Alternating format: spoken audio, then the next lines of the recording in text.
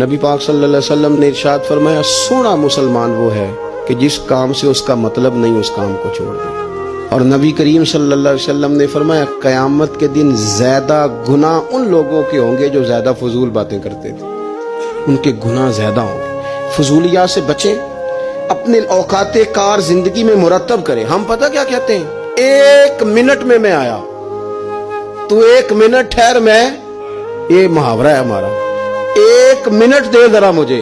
تو میں اکثر دوستوں سے کہتا ہوں کہ جو 1 منٹ ہے نا، اسے کیوں ضائع کرتے ہو؟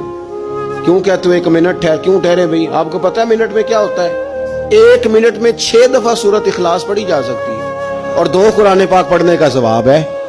1 منٹ کے اندر 26 مرتبہ کہا جا سکتا ہے سبحان اللہ و بحمدہ سبحان اللہ العظیم۔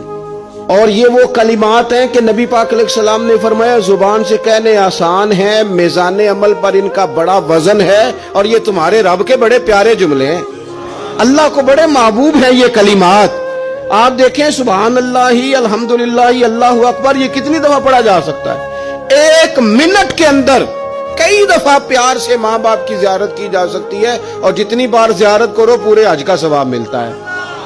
1 منٹ کے اندر فون اٹھا کے کسی مریض کی عیادت کی جا سکتی ہے، اور میرے نبی پاک صلی اللہ علیہ وسلم نے فرمایا جب تم مریض کی عیادت کرتا ہے تو خدا کی رحمت کا دریا بہہ رہا تھا، تو نے اس میں غوطہ لگا لیا ہے۔ 1 منٹ کے اندر تو کمال ہو جاتا ہے، لیکن شرط یہ ہے کہ اس منٹ کو ضائع نہیں کرنا، اس منٹ میں کچھ کر جائیں۔